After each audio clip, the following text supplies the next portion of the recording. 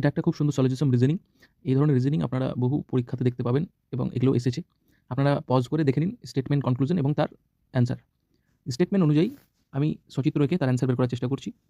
সাম rats আর cats, তাহলে এটা হচ্ছে র‍্যাট, আর ক্যাটস এটা হচ্ছে ক্যাট। তাহলে এই যে পোর্শন, এই পোর্শনটা হচ্ছে সাম র‍্যাটস আর ক্যাটস। তারপরে বলেছে স্টেটমেন্টে অল ক্যাটস আর ব্যাটস, তাহলে অল ক্যাটস আর ব্যাটস যদি হয় তাহলে এটাকে আমি ঘিরে দিলাম, তাহলে এটা হচ্ছে ব্যাট। এই ধরনের কিন্তু আরেকটা ছবি এখানে কিন্তু চলে আসবে, সাম র‍্যাটস আর ক্যাটস, এই পোর্শনটা অল ক্যাটস আর ব্যাটস, তাহলে অল ক্যাটস আর ব্যাট, এই দুটো ছবি আসবে।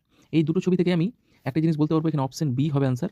If only conclusion two follows, two follows বলতে সাম র‍্যাটস আর ব্যাটস, তাহলে এই যে সাম র‍্যাটস বলতে হচ্ছে এই যে এই জায়গাটা, এই জায়গাটা হচ্ছে সাম র‍্যাটস আর ব্যাটস, কিন্তু বাকি কোনো অ্যান্সারই আসবে না, কনক্লুশন ওয়ান আসছে না, নো র‍্যাটস আর ক্যাটস।